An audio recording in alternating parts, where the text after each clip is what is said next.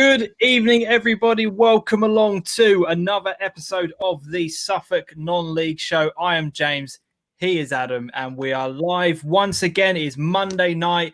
We are live across Facebook, Twitter, and YouTube. It is the last one before Christmas. So, in Christmas tradition, and as is what normally happens on Christmas, we have got our Christmas jumpers out. Adam, I didn't show you mine before we went live, did I? No, it looks Star Warsy though. Darth Vader, this is my jolly face. I am ready and raring to go for tonight, mate. How you doing? It's been a long weekend. How are you feeling? The weekend after the night after the weekend before.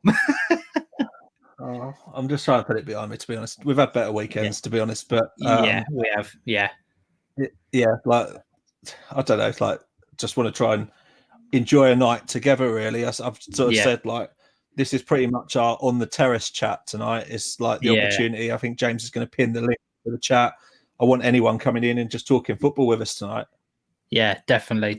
This tonight is your show. So we've got our standard things we want to go through. There's been a bit of breaking news, as is tradition on a Monday night. It always happens during a Monday. So we've got our breaking news to kind of go through. We have the fixtures and results to go through from this weekend. So we'll have a bit of a talking point on that. But tonight is an open forum for you guys to come on and talk about anything you want to. If you've got some breaking news you want to give your opinion about, if you've got something going on at your club that you want to talk about, whatever the conversation, I will post the link for today's live stream in the chat, so you can come on if you want and give your opinion on anything that is going on over the weekend. But before we get too much into that, just a very quick word from our sponsors. A massive thank you to all of our sponsors on the Suffolk Non-League Show: Starling and Lock, Matchday Marketing, GBS, Your Shirts, and Clabber Creative. GBS are a family-run construction company in Ipswich operating nationwide with over 30 years experience, offering fire protection, diamond drilling, commercial building, health and safety, and asbestos removal. Starling and Lock, self-employed electrician in the Stowmarket and Suffolk area since 1989, offering domestic work and certificates for people buying and selling houses.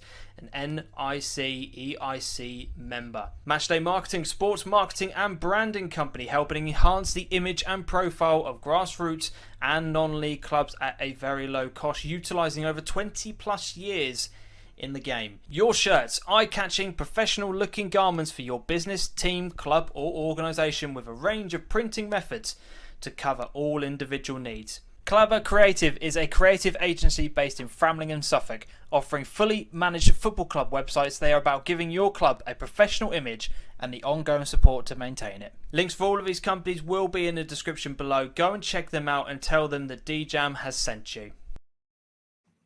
Also, just a very quick word just to say a very massive thank you to all of our partner clubs this season for coming on board. If you want to become a partner club, just contact Adam over on Twitter and we will get your name added to the list. We then post the link out for this into a group chat.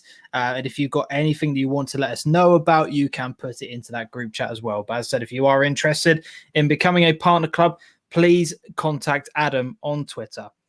A massive thank you, as always, to our Patreon members. You have massively transformed the channel and the way that things look, as well as all of our sponsors. To the 10 guys that are on the screen at the moment, your support has meant an absolutely massive amount this year. So we really, really do want to say a massive thank you to every Patreon member. If you want to become a regular contributor towards the channel and towards the show, please click the link in the description, patreon.com/DeeJam, where you can go across and put some money towards the channel. If you would like to make one-off donations, you can do so via Ko-fi.com as well. Search the non-league Nosh on there, just like these guys have done.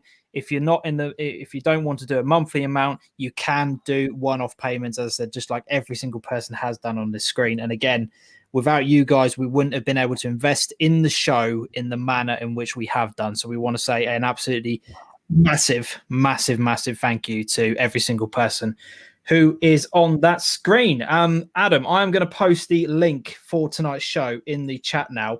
If you're on YouTube, the link for tonight's show will be on the pinned tweet. So it'll be at the top of it. If you want to come on and talk about anything to do with your club, please click on that link. You'll then go into what is basically a VIP room where you're basically sitting there waiting until we bring you on the screen. There's a private chat available, so just come on, let us know what you want to talk about. We'll bring you up on the screen. But again, if you're on Facebook and on Twitter, that link is also going to be available to you as well. So just feel, if you want to come on, it's entirely up to you. If you're happy sticking in the comment section, that is absolutely fine. We don't mind that at all. But if you want to come on, tonight is an open invitation. Let's bring it on. Bring it on. Why the hell not? Merry Christmas, everyone in. Let's bring all of your comments up on the screen because there are lots of you flying in this evening. Ian's in the building. Good evening, guys. Merry Christmas. Merry Christmas to you and all, Ian. It's not far away now. It's 4 days away. It's just. I hope you've got your presents, James. I know what you're like. I have because I kind of anticipated that something like this might happen. So I've been prepared early this year. Although one company have messed me up, I'm not going to name them, so I had to get one present crossed off the list. Actually, she will know about it because she's watching this at the moment. Damn. Don't say any more. No, I'm going to stay very tight lips. We're going to chuck that one away. How many blokes in tier 4 are just going to end up with a divorce because they couldn't do their last-minute Christmas shopping? I'll bring something up on my WhatsApp later on in the show. My dad has posted something absolutely brilliant into our family group chat about tier four blokes buying the other half's presents. That's absolutely brilliant. Matchday Marketing, cheers, mate, for all of your support this year. I just want to say a massive thank you because me and Adam, we make you work. We really, really make you work, and we demand so much of you, and you've absolutely smashed it this year. So really, really appreciate all that you've done for us since coming on board. Alex Egerton, evening all, Merry Christmas. I understand, Alex, you've had a few drinks this evening already. So if you want to come on, mate, if you want to come on, Alex, I'd love to have a chat with you this evening. That could be quite entertaining. Portman Rovers, evening all. Thank you for your message earlier on, mate. It really lifted our spirits before we went live. I needed something like that before we got going. Evening all, Merry Christmas. Get these games played in January, Shem. We will get onto that later on in the show. All right, guys, Merry Christmas from Sean. Ian, Santa backgrounds. Yeah, unfortunately, I haven't got a green screen. I could have put something up maybe. It's coming. There. It's coming. Yeah, it is coming. The green screen's coming. I made this background myself. If the other half is watching this, if you want to bring some tinsel in, I'm quite happy to put some tinsel around me. It's Christmas. Why not? She had the battery operated fairy lights. yeah, all those either way. Tony Stone, good evening all. Is this the first and fan cast? Couldn't possibly comment, although I tried to get a shirt for tonight, mate. Yeah, our shirts are in the post, apparently.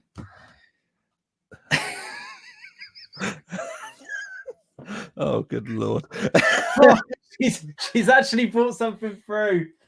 That's unbelievable. Look at this guy. Look at him. A blow-up doll. Yay. Hi, everybody. That little guy's going to sit on my lap for a while. He's going to sit right here. You take a seat, little man. Right, there you go. Just hope he doesn't pop up at any point in time, James. No, definitely. If you see him raise up, you know there's a good chat going on. ADLS, evening, fellas, headphones on. The missus on mute. Let's have a good show. I really hope so, mate. It's already off to a fly already. We haven't even started yet. Stuart Spreadbridge, evening, gents. Happy Christmas. Merry Christmas to you, mate. Will Robinson is in the building. So is Alex. Good evening, gents. And again, well done to Adam for his response and the way he handled himself over the past 2 days. Dean, that really means a lot because it's been quite the challenge. But yeah, well done. Well done. Cheers, Dean. Thanks a lot for getting involved, mate. Well said. Coops on there as well. Amen to that, Dean. Jamie Sanderlands, good evening, gents. Jamie, good evening, mate. Hope you're doing all right. Luke Gifkins is in the building. Good evening. Evening, Legends. Right. Yeah. I don't know if Legends a bit of a stretch, but I like it. Ian, is it just me or can no one else see you on YouTube? Ian's sure. Sorted. Ian is sorted. He is sorted. Good. Yeah, I've checked the chat lower down. He is sorted. Daniel Barnard, evening, boys. Hope you boys are all good. Keep up the hard work because everything you do is not free and it takes a lot of your own time to do. Not many people out there will do that. Yes, it does. And I'll be revealing something later on in the show in which we go into this in a little bit more detail. So stay tuned for later on, because we have got I've put together something for an event that's coming up in the next few days. So just keep an eye out towards the end of the show. You will not want to miss it. Ryan Gardner, evening. Both of you have been an amazing source of normality during the lockdown, and will always have a serious amount of support onwards and upwards from Alex. Alex, really appreciate that, mate. Whereabouts are we? I've just jumped straight down. Sean Tallman, evening, mate. Evening. Oh, how are you doing? Evening all, and season's greetings from Mike Oakley. John Williams, evening, guys, and a Merry Christmas to you both. Merry Christmas, John. You, John. User Fox, evening, chaps. Good evening, Fox. Ben Froud, evening all. Evening, mate. Evening, gents, from Connor Banks over at Clabber Creative. Round of applause for the guys over there. Again, if you want to get involved in that competition, make sure you go over to my Twitter timeline and retweet the link. About this a bit later on. There's a huge chance for you to win a massive prize at any club. We've only had 5 clubs enter the competition so far. Definitely. So get involved. Yeah, definitely. Stevie White is in the building. Happy Christmas to you all. Maverick UK, evening, chaps. Sidekicks for Sports, evening, gents. God, there's loads of people in tonight. Absolutely brilliant. Spencer Hume, evening, guys. Paul Musgrove, evening all. Keep up the quality work, chaps. Well done at the weekend, Paul. No, Alex, come on the show, my man. Come on the show. Come on the show. Spencer Swan, good Merry Christmas, guys. Merry Christmas, Bucks. Evening, chaps. What? It's best not to go down that route, mate. Best not to go down that route. Up the Blue Sox. Let's just. It's not worth it, guys. Kilowatts, have a great show, guys. Paul Kitson, evening, gents. Welcome to the Grunsburg crew. Great result on Saturday, says Taylor. Chris. Amazing all the work you have put in. Only had a little insight. Amazing work that you both do. James, have you given your works Christmas present to your dad? Let's talk about this. If you have seen my Twitter timeline today, somebody at work thought it would be a funny idea to get a personalized Ipswich Town mug for me with my name on it. Now, the moment I opened up the card and saw that someone had put an Ipswich badge over the Norwich card, I knew exactly what was coming. However, the joke's on them, because I'm giving it away for you guys. I'm giving it away. If anybody wants that Ipswich Town mug with my name on it, all you have to do, go over to my Twitter feed and retweet that tweet that I put out earlier. If you want it, I'll do a random draw on Christmas Eve and I'll pick a name randomly. Whoever retweets it is more than welcome to have it. I will pay for postage. I want that thing out of my life. So if you want it, have it. Absolutely shocked that you'll pay for postage. That's the most shocking thing in all of that. I know. My wife probably put free postage. Don't do it. So if anybody wants it, you are more than welcome to have it. Dan Barnard just simply says Upper Claydon in there. I'm in my Christmas PJs and drink a Smirnoff. Nothing good will come from this. I'm sure it will, Alex. I'm sure it will. The banter we all need. Gary Stannard, good. Hi, boys. Hope you have a good night. Alex, no, you can keep it. No, don't, mate. Don't. So, amazing welcome. Really, really, really appreciate everybody coming in tonight. It's been a very, very interesting week. It's been a very, very interesting weekend, but we've got quite a few things that we want to go through to talk about tonight. Should we get the main bit of news out and over? I've just seen Ian Moyes' latest comment. It just absolutely tickled me. You want this? I'm afraid this has been a bit of a tradition in our household for the past 10 years. So this guy, I'm afraid, stays. But if you want the Ipswich mug, feel free to go and retweet it. James gets that out twice a week when he's feeling lonely. It's the white beard, you see. It's the it's the beard. Have I had anything to drink? I don't think I have. I feel like I have. Ipswich Town mug, a proper mug's mug. No Wade doubt. on a spade, James in frames. That went Absolutely round love it. so many group chats that I'm in. Did that it? people picked out. Yeah, that went down quite well. That's brilliant. Adam, should we get the bit of news over and done with? It might encourage some people to come on. Make sure you Yeah. pin that link, James, because it's not shown as pinned on YouTube yet. Is it not? Right. Okay. Adam, do you want to then read out the statement that we had from the SIL whilst I sort out pin that retweet? Go on, lad. Use your lungs. New role for me. New Use your role, right? lungs. Just get my storybook voice on from what I normally use with Finland. So every club secretary has been contacted by email in the last few days asking if they wish to play or not play during the period from Saturday, January the 2nd, 2021 to Saturday, February the 6th, 2021. Clubs have again been given the choice, as they were in December. The Macron SIL officers have given clubs the choice in what is a testing time for all. It may be in the days, weeks ahead. The decision might be out of our hands, and we have to comply with a national decision. But until that happens, all clubs who wish to play must reply to myself by Tuesday, December the 22nd, 2020. Any club not replying or saying they wish to continue playing will receive fixtures from January the 2nd, 2021. Clubs must not assume if they did not play in December that it will be carried on into the new year. You do need to reply to myself and not receive fixtures in January. So quite a big update then from the SIL, effectively giving people the choice about whether or not they want to continue. So very similar to what the Furlough None have done. It caused quite a stir on Twitter earlier on today. What's your initial reaction to it? Well, after what's actually been released, I suppose I shouldn't be surprised, should I? To be honest, Really. But my initial reaction is with that, I'm going to struggle to see how teams that opted to not play for safety concerns during December choose to carry that decision over into January.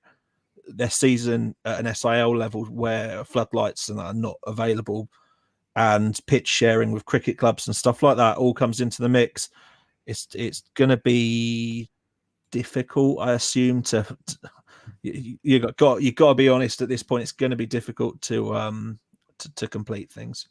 Really difficult. I think that's where my kind of head is at now. If you start giving people the option about whether or not they're going to, naturally, everyone who was in December who didn't play is going to say no. People who have been sitting on the fence and maybe don't know what they want to do are now going to not go and not going to want to play. And then we're going to be in a situation where come the end of January, we're walking into February sort of time. How are we going to get these fixtures completed? I think I've almost kind of got myself to a realization now that it's just not going to happen. This season's not going to finish. I'm going to enjoy the ride for as long as it's here. I'm going to go to as many matches as I possibly can, but I can't see how we can get these fixtures completed. I mean, the link's in the chat. If you want to come on and come on and have a chat about this is prime stuff to get opinion on. Exactly. If you haven't been on before or whatever, like even if you have, like let's see what we've got coming in from people and what they think. I spoke to someone today who plays for Sporting 87, and they said that they could very much doubt them being able to play much beyond April. Because of sort of restrictions with pitches and stuff. So how do you organise fixtures and stuff and make it happen? I do not know. No, I really don't. So we've got quite a few comments coming in on here as well. Macron League passing the buck, in my opinion, says Alex. Alex Eggleton says, honest opinion, if it's even up for debate, it's not safe to play. Dean has said, if it's not a choice, it's them as normal, not being able to make a decision and say it's over.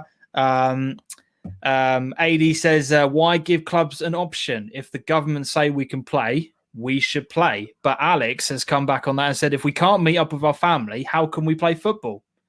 Which is it's a valid point. We're being told. Does anyone else feel like actually going to football as their breath of normality at the moment? Because it is for me. It is. Yeah, it's my release from the world. You can do very little else.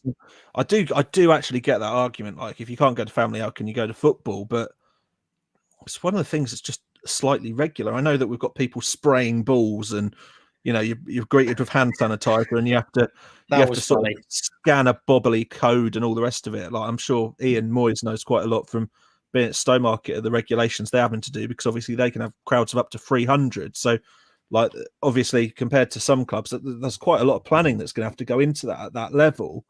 But I don't know. Like, it's the one thing that feels a bit normal, because you can see your friends and everything else. Yes, mate. Half time. Yeah, you have to sanitize. Half time of the game we were at this Saturday, controversial. We saw somebody going onto the pitch at half time and just spraying the ball. It's the right thing to do. Off. It needs to be done. Off. Yeah, it does. But it just shows the kind of level of, like, what the hell is going on that we're at. Do you know what I mean?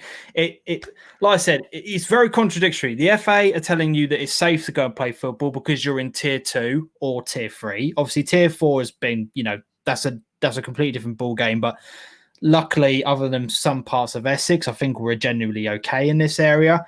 But you're okay in level 2 and level 3 to go and play a game of football. But as Alex quite rightly says, you can't go and see your own family. This is where I think a lot of people are getting really confused about what is the right and what is the wrong thing to do. And I think this is why clubs are struggling so much to actually make a decision on what is the right thing to do. Now, a lot of clubs, and I'm not going to say names, are doing it purely for the benefit of where they are in the league, and they are picking and choosing what games they want to play. Yeah. And if anybody wants to come on and dispute that, today is your platform. Come on the show and dispute that with me, because tell me I'm wrong, but I think they are. I think some clubs are picking and choosing when they want to play. But you've got so many teams that want to play as well. So, we're in that position where players, people are wanting to play, but as I said, you can't see your family. It's just like, what's the right thing to do? What is the right thing to do? Let's bring some more of your comments up on the screen. I think there's a bit of anger, though, and I'm sure everyone will agree with me, is that you can go and see friends at football, and obviously everything else, sit in the dugout and stuff, I think Alex has mentioned. But there's always going to be anger when you can't just go and spend Christmas with your family for a couple of days. Yeah. You're naturally going to breed anger. Yeah, and it's going to feel quite depressing, because you think you can go out and do that. It's my son's birthday tomorrow. My sister's brought his presents around, and there we were in the garden. He's in a woolly hat and his coat and his boots, undoing his presents on the table, which is wet from the rain, and you're like, what is this? Yeah, this is life. But my mate put on Twitter last night, I can't dreaming of the days when I can go back clubbing again. Like, he works as a rep abroad. I was like, I'm dreaming the day I can walk into Asda and buy some broccoli without wearing a mask. What is this? The difference in your life is brilliant. Some senior teams of 3 midweeks will get it. Chaos. So next Monday we were supposed to play Southwold. They've pulled out. Then Kesgrave, and then this has been amended to Barham, which tonight I've also declined to play. No options should be given, according to Shem. I think we'll be in lockdown again in January anyway, says Psychic. I think loads of people agree with that. Yeah, I think loads of people would agree with that. Yeah, definitely. Ryan Garner, play or don't play, can't have some people playing and others not. Other agendas dictate people's decision, which is exactly what I said a few moments ago. 90 minutes of football makes you forget what's happening in the world at the moment. It does. It really, really does. Yeah. I completely and utterly agree with that, Dan. I really, really 100% agree with that. You can meet family at football. There's your solution. You meet your family for a trip round Asda, can't you? Yeah, well, yeah, exactly. I'm sounding like I'm obsessed with groceries here, but do you know what I mean? Other supermarkets are available, Adam. Well, if they want to sponsor. Honestly, we haven't got any room. We haven't got any room. You're not allowed in my house, but we can go around Asda, which is inside. Yeah. Totally agree. However, I can't meet up with my cousins or grandparents, but I can stand in the dugout with a game of football in front of me, says Alex. It's a valid point. Yeah. It really is a valid point. I can't see the season finishing, but as Adam said, get to as many games as possible before it ends. For players, it's harder as closer together, so can understand that. For supporters, we can distance and keep ourselves safer, and it is a great release. Luke Riley says... Though, do we think that's a problem the higher up the pyramid we go at a non-league level? Potentially, as more and more people get in, like they are allowing more of those fans in. at the level. It's a difficult one because like, and obviously with like Premier League or Championship, you're only allowed what's it 2,000 fans in to however many seater stadiums on there, and yet non-league national level can cram in their supporters. It's just weird. Let's get a few more of your comments up, and then I'm going to bring on our first guest to kind of give his 2 cents on it as well. So we've got Luke who says, pause the league, mini tournament for those who want to play, respect those who don't want to play. Damo Brown says the authorities are governed by the FA, which reports to the government, and the government aren't clear, so hence the mess continues. No clarity. It's hard to disagree with that. Is the ISIO expecting a lockdown 3.0 in January? Chances are increasing daily, says Ben. Well, I think the FA will be communicating some kind of strategy for that. Yeah. Well, I should imagine that is on their agenda as to what will happen. Yeah, definitely. It can't not be. Ryan Owen says, let teams withdraw and come back next season with no penalty into the same division. Those who want to play on as normal and fight for promotion and relegation. That's an option. Would everyone withdraw though, so they don't get relegated? Well, this is the thing. You could have a team at the bottom who decide, actually, I don't want to play. Are you then going to punish the team above them and not punish the team below them? That's the only relegation becomes an issue. Yeah, that's it. Alex says, for my mental health, being back in football has helped, but everything has changed. In the words of Paul Kitson, play on. Grassroots can't play in tier 3. I didn't know that. I thought you could in tier 3. I thought it was just tier 4. You couldn't play. I thought it was just tier 4. I could be wrong. But that I trust Dan more than I do myself, to be honest. Definitely wish I was still playing. Best I got told was they would pull me off after. Oh, this is brilliant. Stu, I'm going to bring you in, my man, because there's so many more comments on here. This is Stu from Matchday Marketing. How you doing, mate? You all right? Good, thanks, you. Yeah, not too bad, mate. What is your thoughts on this particular topic? Where do you kind of stand as somebody who is heavily involved in non-league, but not necessarily associated with one direct club? It is what it is at the minute, isn't it? But apart from playing havoc with my match promos, which you do from one month to the next, and then you sort of get them all done, and then they don't get used. And I've made a decision though that I haven't charged people, I've charged clubs for the last month or so. So promos and stuff, if they're not being used, clubs aren't having revenue, so it's unfair of me to charge them for them. So right, that's interesting. That's interesting because you could quite easily say, well, I've provided a service. I expect to get paid from that. But no, fair play to you. Fair play. Respect you for that. In terms of the decision that's sort of going forward there, what do you think is going to happen on a wider scale with clubs?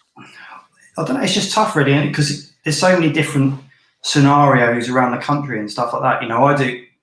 I do stuff for teams in the local area, Norfolk, Suffolk, Essex, Cambridgeshire.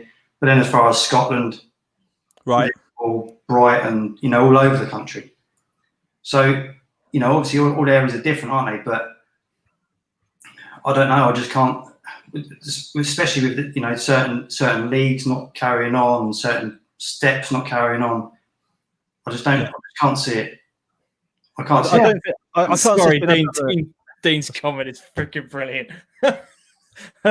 Choose to go to the mother-in-law's, now we can't, and I'm buzzing. Every cloud. Sorry, Adam, carry on.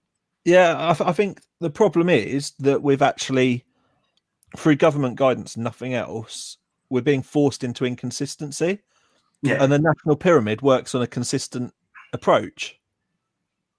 And I think that eventually, if this whole tier 4 thing and everything else goes ahead, the actual other leagues could just be forced to finish because of tier 4 elsewhere, meaning that the pyramid will no longer feed correctly and won't work properly. I think as well, it's really strange how some leagues that give teams the option whether they want to play or not league games. Yeah, but those same teams are playing cup games. I just don't get it. Surely some of the leagues should look at that and say, well, if you're good enough to play your cup games, you can play your league games. Or training sessions. Yeah, I mean, I'm this sorry. is it. No, Adam, let's get this out there. If you can get all of your group together for a training session and you have called a game off, what's that about? And I know that's happening.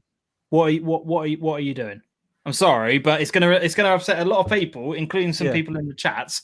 But if you can't play a game of football because you are genuinely concerned about COVID, and I'm not poo-pooing anyone's argument on that, because it is a concern for a lot of people and it is a big threat. We need to take it seriously. And I'm not just saying let's just bring all football back in for the sake of it.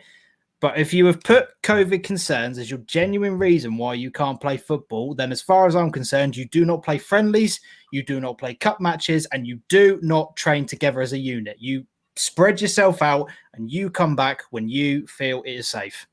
I think part of the concern, I know we've had like people speak to me as well, where they've said that the responsibility of the opposition teams when using dressing rooms and stuff like that. So a team can guarantee their own personal safety and responsibility, but you can't guarantee how safe others will act.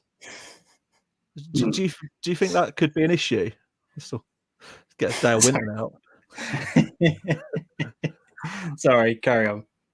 I don't know. It's just such a strange situation. I mean, I've been involved in football for over 20 years, and at the minute, obviously, I'm not involved in management anymore and stuff like that. But I just can't, respect to all the managers out there at a minute, because you don't know where you are from one week to the next. Mm-hmm. Really. You've been watching games though this season, haven't you? Yeah. What have you sort of felt about football that you've gone to watch? It's been safe. You're outside, don't you? You're as safe as you can be. Yeah. And you, as you alluded to earlier, you can't. You got people telling you can't do stuff with your family inside, but I can go to Asda, and buy some broccoli with you. But what is it with you on Asda? It's only up the road, boys. Before the pub shut and stuff again, but I couldn't have more than 6 people around my house, but I could go to a pub with 200 people that I don't know. Yeah. But with regards to games and stuff, it's if clubs are sensible about it, and the players are sensible about it, and I know that a lot of players leave their their sensible heads in the car when they get out in the car park. If they're sensible about it, it's a safe environment. Yeah. And I think you mentioned it before. You have to be very careful with social media stuff. What you're plastering on there. That's been the biggest thing that's worried me. Is what people have put on social media. Right? They're getting tested all the time. Right. That's fine for them. When you get people jumping on social media going, look at all these footballers jumping about on each other. They're getting tested every day. You've got teams at step 6, 7, 8. They're not being tested from one week to the next. And then win a game that's all right. Winning a game at the minute of football is great for anybody. But do you need to be posting videos of you jumping about on each other in the changing rooms? That's not great. Yeah. You know what I mean? We've said stuff like that before, and we've been told off for dampening people's spirits and stuff like that. But do you know what I mean? It's a valid point. You're just giving people ammunition to kibosh football. Yeah, look at these footballers. They can't handle themselves. They can't control themselves. It's just the perfect. Yeah, you're right. It's the perfect ammo. Sorry, go on, Adam. Yeah, I've been to a game in the last few weeks where after the game finished, the players were hugging the fans directly after the match finished. Yeah. I know which one you're on about. And it's like, can we just do everything we can not to get somewhere a bad reputation? If nothing else, but if a case happened there, that would be what ends up being publicised. Oh, right, there's an outbreak of cases from that club. Well, look what happened after the game. That's why it happened. Then the whole of football is tarnished. Yeah. Really easily. I don't know. I'm quite defensive over it, if I'm honest. I'd really like us to just keep being able to play football. And I get that it's not the most important thing in the world, but I think there's things that we can do to make sure that for a mental and physical release that we can keep it going. giving people an option whether or not they can play, unfortunately, blurs those lines. And I really want to hope that no one's just looking for a reason not to play because they feel under threat or whatever else. But you never know. What do you make of this comment from David Collins? He says, controversial maybe, but null and void it and let teams who want to play friendlies do that. The season isn't going to finish. This happened with cricket in the summer. Yeah. Do you think what do you think of it? I mean, let me know in the comment section right now. Do you think the football season will finish? Just a simple yes or no in the comment section right now. Is the football season going to finish? Because if not, we need to is it too early to be having this discussion about null and void in the season? Because we're now approaching Christmas. We're now approaching New Year. Obviously, the weather's going to be what it is. A lot of leagues are now giving clubs the option to whether or not they want to play. I don't see how we're going to be finishing it. But are we too early to be having this conversation? Stu, what do you reckon? I think what you've got to take is we haven't even had any bad weather yet, really. But, You know, I know we had a little bit where, great, football's come back, and then half the game's called off because we were waterlogged pitches. But look at the comments, though. It's just a string of no's. Yeah. So we've got Dean Cooper who says no, Paul Kitson who says no, Alex who says no, Daniel Barner says no, Sean says no, Connor says no, Lou Gifkins, Maka, not a chance, Paul Musgrove, no, check my Twitter poll. Alex, I'll go and have a look at that in a moment whilst I let these two carry on. Lee says no, Paul Granger says no, Stuart says no, David Collins, one yes, Upper Wanderers. Well, I know why you want the season to finish. It's plainly obvious why you want it. Sean Watson, 100% no. It is going to take until the vaccine is widely distributed before life gets back to anything more than normal. I think it's pretty much a resounding no. Pretty much a resounding no. The message that came out today was that our lives will be very different come Easter. Easter is too late for football. So, I know we all want to see matches. That friendly idea, to be honest, for those that want to play, if they do want to play, is a friendly better than nothing? Just amongst all of this, do the leagues really matter? The leagues and the cups. Like we had the FA on the other week, and I don't know if you were watching at that point, Stu, but they argued that the teams want the pride of being able to win the cup and having it and all that. But for one season, should we just say? I know it's the second season effectively, but should we just say, let's get rid of it? You can do inter-team friendlies or inter-squad friendlies if you've got the players, and open to limited numbers if you can make it safe. And then let's go again when we can have a full season. Russell from Bury has already made a point that his pitch wouldn't even be... It needs repair time as well. There's all those factors to think about. I think it's a bit of damage limitation, isn't it? Yeah. To a certain degree. You know, if you can cut out certain things, you're lessening risk. Yeah. You know, as you say, like I don't really see the point of, you know, I get the whole thing of yes, you've got to a cup final, and yes, it's, you know, it's great for the team that got to a cup final. That's where Stowmarket used to play, didn't they? Before they moved out, that was Stowmarket's old pitch. Genuinely, yeah. I don't know if John Ward's local to Stowmarket, but actually, that's where Stow's pitch used to be. As the car park. There you go. Walking over as the car park, you're walking through history, mate. Carry on, Stu.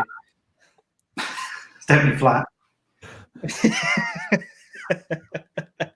Yeah, I think it's great for teams getting. You know, it's great getting cup finals. You know, I've played a minute cup final, but it surely can't have that same feel if you're playing it from last season. Yeah. Do you know what I mean? It's you've played so. That's normally one of your last games of the season. Scrap the cups and extend it until May, says Shem. I don't think that Shem talks a lot of sense, you know, but he's got that spot on, I think. I know Shem. So. Carl says, I don't think so. A big lockdown in January is coming. Imagine the season being played in the summer with the Euros, pubs open, vaccine in full swing. It's don't make us dream, Luke. Don't make us dream. Get the waistcoats back out again. That's what we want to see. That's what we want to see. Oh my lord! Cricket. Cricket. They wouldn't be happy, would they? Playing it. True. Absolutely not.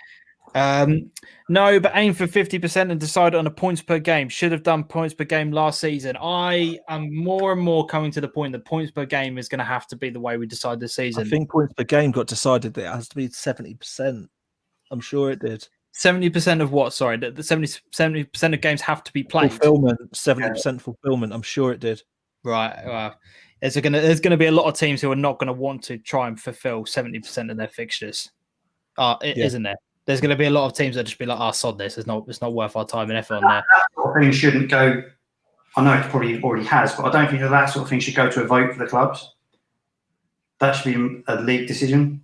High-level decisions. Because teams down the bottom aren't going to vote for it. No, exactly. It's irrelevant, isn't it? Yeah, exactly. No, 100%. 100% right, mate. Bill K says, no, but Phil, we should carry on, and leagues between now and end of May can design a system to work out winners and to those that be relegated. It's difficult because I think some teams have already played each other twice in the league, but I'm coming more and more around to the idea of what I said at the beginning, that we only have one round of fixtures. And we might not be able to get the second leg played. That might have to be an alternative to it. But, again, I agree with Stu. I don't think this would be something the clubs should decide, because obviously they're just going to vote however they're positioned in the league at the moment. It should be down to the league to make a decision, and whatever they say is final.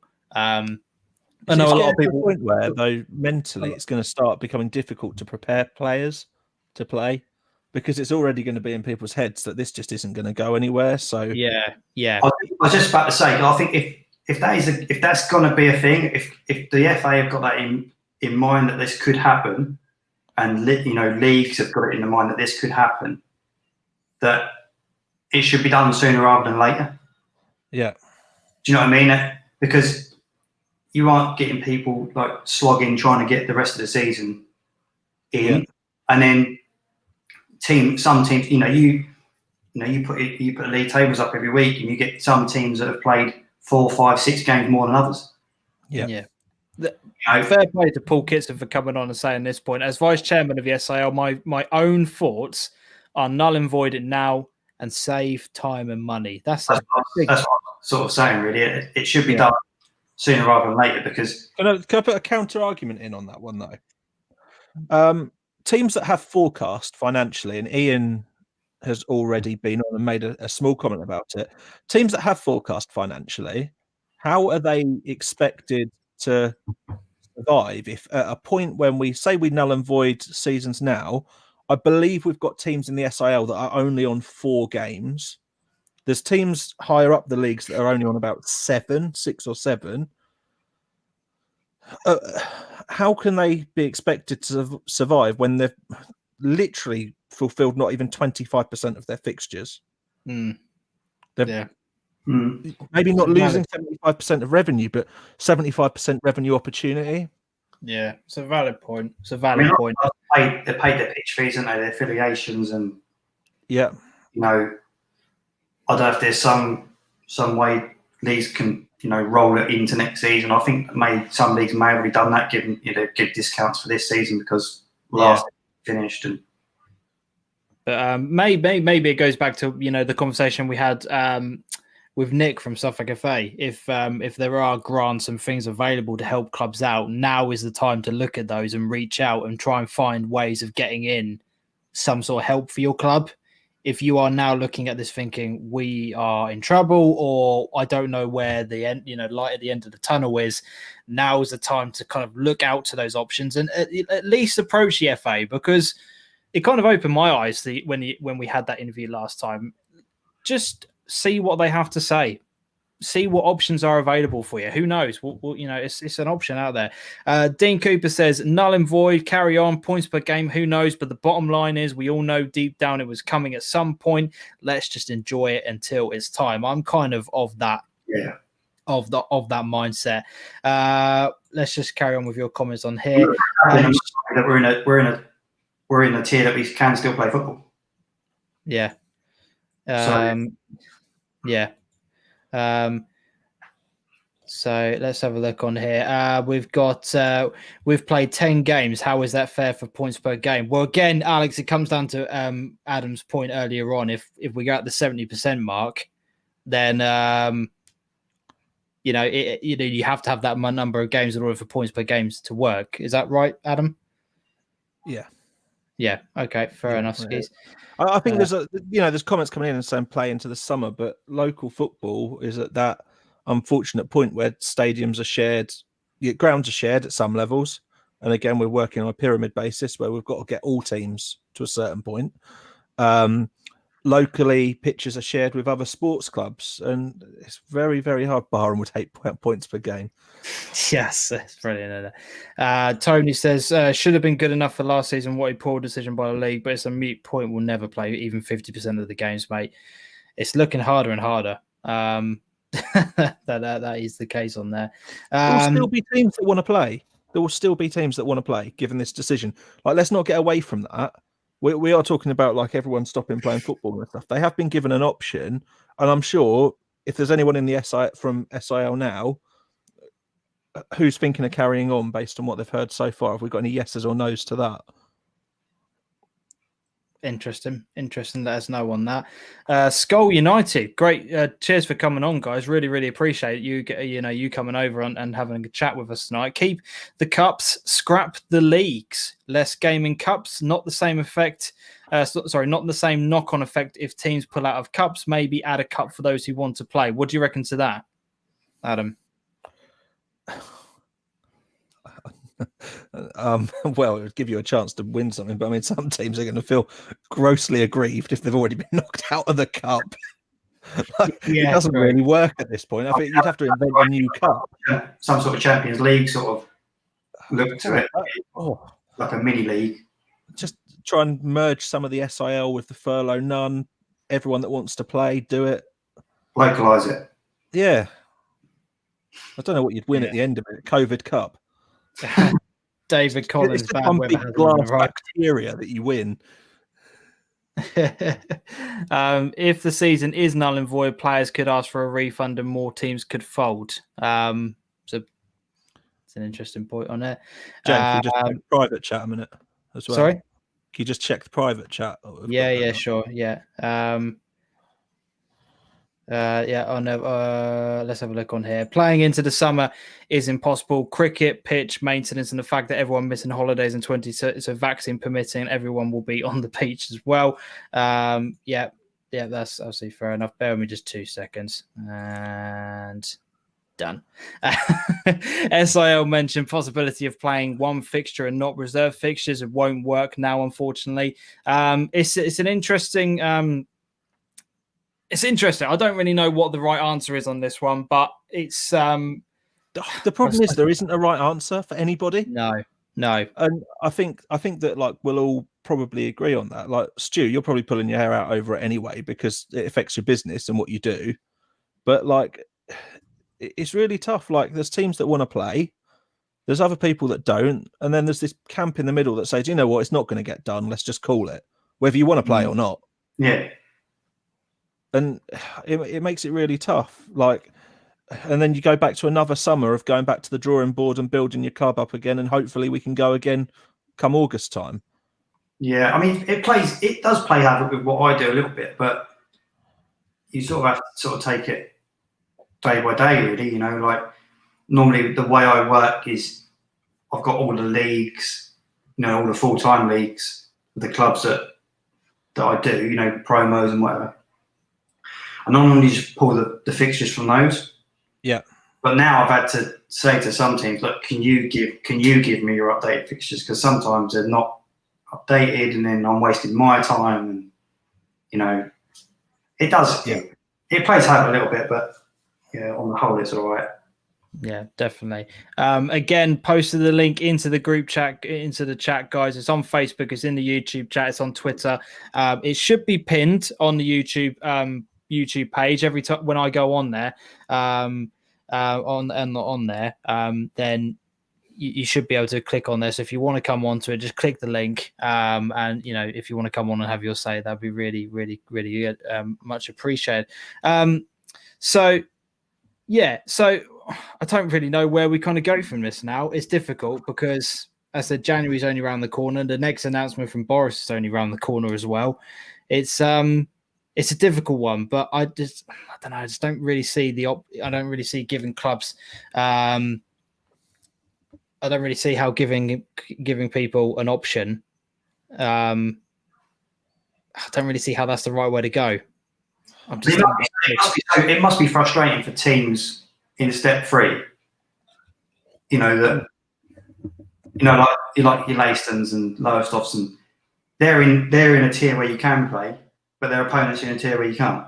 And they are so desperate to play as well. Do you know what I mean? And it's like that's a demoralising thing. I suppose if you're all in one tier and you can't play football, there's nothing you can do about it. But yeah, like let's not get away from it. Like Mark Maudsley has been very vocal as well about how much he wants to carry on playing. The whole Bury camp desperate to get underway. Yeah. And do you know why I'm so gutted? Because Bury were making such great strides. Yeah. But they've played 5 games, if that.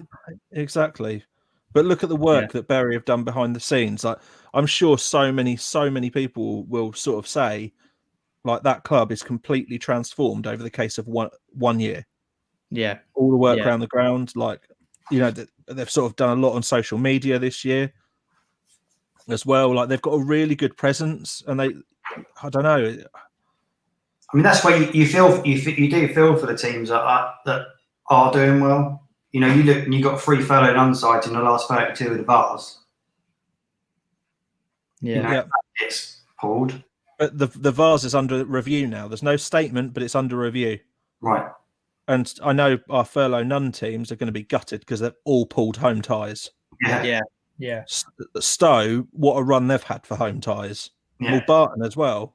And Fagan. Yeah, unbelievable. Yeah. So, you know, there's a fair chunk of money as well if you get through the next round of the Vars. Yeah. It's a competition that teams are going to want to stay in, and you know that some clubs are on record runs, and in some ways as well, it's a shame that I know it's great that those 3 are there, but it's a shame that 2 of them didn't pull each other, because you guarantee a further run team in the last 16. Well, yeah, I know, and that was one of the saving graces out of Ipswich about Stowmarket playing against Norwich CBS. Like, you were guaranteed to make sure one team got through. And to be honest, I was quite surprised we lost Galston in it. Like, in terms of like reviewing the results, that wasn't a result I was expecting to go that way. No. So yeah, it's good to see the other 2 teams pull through, and especially representing Div 1 as well. Like, Fagan beat some good sides in that. Yeah. So, Adam, this question from Alex: do you think the season will continue? I think it will continue for a bit, but I think I think we'll see the first couple of weeks after Christmas, and then I think we'll be in lockdown again. Yeah. If you look at the trend of how things are going, we're effectively in the middle of a flipping 3rd wave anyway. Yeah. If we're honest, we're just riding it out by using tiers and stuff like that. I mean, it's worse in some places than it is others. But as I said earlier, like, no matter what the situation is with COVID, I'm just trying to stay safe, but use football as my escapism. And I wouldn't let it scare me. So rephrase that. Will it finish, in your opinion? Oh, the season, definitely not. No. We'll be playing again, but the season, I definitely don't think it'll finish. I think a lot of it hinges on a lockdown in January. Yeah. If we have a lockdown in January, it's got a chance. Yeah. No lockdown in January and a good run of weather, it's got a chance. Yeah. I think for me, I don't think the season is going to finish. I want as many leagues to continue as possible until it's at the point where we can no longer do it. Because unfortunately, we're going to start in June and finish at a later point to get next season up and running as quickly as possible. The rest of the leagues higher up will not fall into our way of playing. We have to stick to the way of playing that they have, which is August to May. So we can't alter that. So for me, as I said, I don't think this season is going to finish. I think the cups should have been cancelled a long time ago. And I still stand by that point I made a week ago. The cups should not be taking place to give the leagues the best fighting chance to finish. I think despite that conversation with Nick from the FA, I still don't agree that there's any merit in them continuing. No, I don't. I don't. And I said it to him at the time. I still can't justify it. We need that time. But you can't be asking players to play 3 times a week. Sorry. It's gonna wear out after a while, isn't it? So for me, I'm not focused on it now. And I know as horrible as that sounds, because it does mean a lot to a lot of people in the chat. And obviously you're playing, you're managing, you're coaching. This is your world now. You want to finish the season as much as you possibly can. For me, I'm just looking forward to going to a game now. I'm not thinking about the end goal, because realistically, I know it's not going to happen. So I just want to enjoy the ride. Whilst this season has got games, I just want to go to as many as I can now. And I just want to continue to speak to people at games. I just want to chat to people at games. I just want to have and find out more about other people. So that's where I kind of stand on things. But no, I don't think it's going to finish. Really, really don't, unfortunately. If anyone thinks their pitch will be okay with congestion, can they send me their groundsman's number? Said Alex. Absolutely brilliant. Stu, really appreciate you coming on, mate, and having a chat with us. Everything you do for us as well. Just for everyone who, just to give yourself a little bit of a promo, mate. This is your chance. If anybody doesn't know what it is that you do, and how it can benefit their club, just explain a little bit about Matchday Marketing. So just a quick backstory to it. So obviously, as you know, I was at Great Yarmouth Town as assistant manager. I came in there, and the club, from a social media point of view, wasn't great. So I took it upon myself stupidly to sort that side of it out. That then escalated to program production. That escalated to loads of, as you boys know, when you're in a football club, not these things are dumped on you, but you sort of take these things under your wing a little bit. So I took that on, and I always had Matchday Marketing in my mind, if you know what I mean. And yeah, I was doing this stuff, and I set it up. and I thought, if it comes off, it comes off. If it don't, it don't. Yeah. So, a wet, horrible, cold Tuesday night at Newmarket away, I'd made these goal gifts. And looking back on them now, horrendous. Just like show number 1, James. Hey, that's a bit OTC. That show number 1 was good. Like what was I doing? But at the time, they were different. No one was doing it. And I actually got contacted.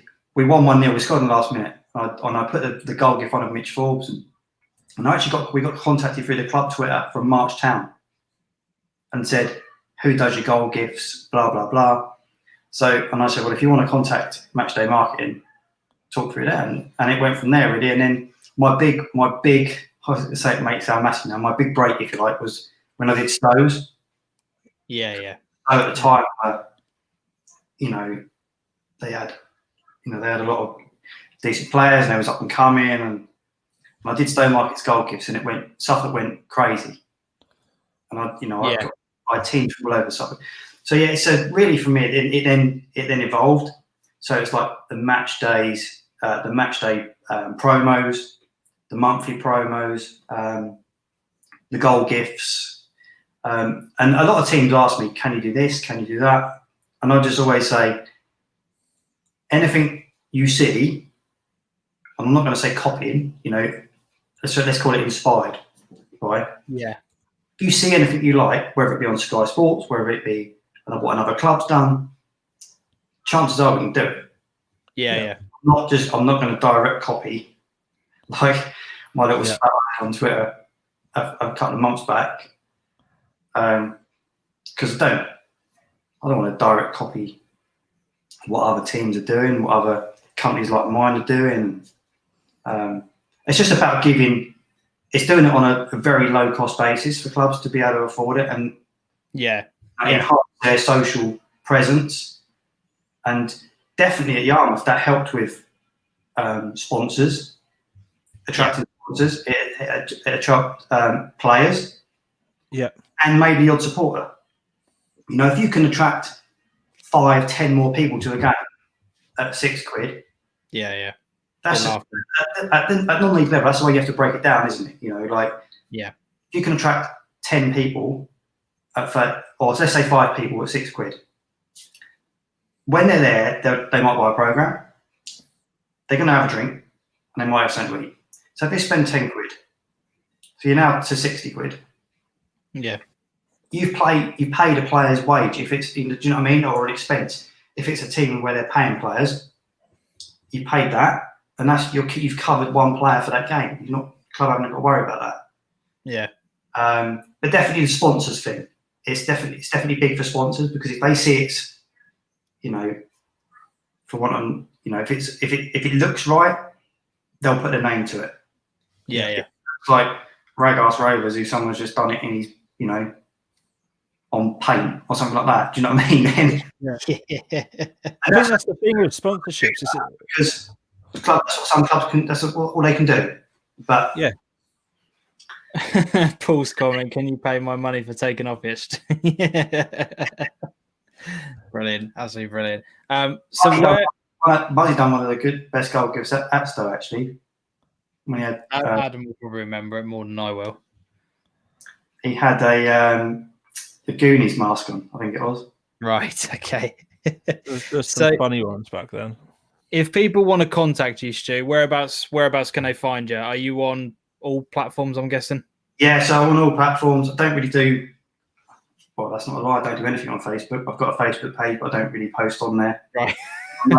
My main thing's Twitter, really. Yeah. So contact you on there. Yeah, contact me on Twitter or through the website as well. Yep. There's a contact page on the website, and obviously I'll get a notification email to come through from there. I mean, that's quite funny actually, because I watch you guys every week, and things, your comments pop up on the screen, and you think, oh, I designed that badge.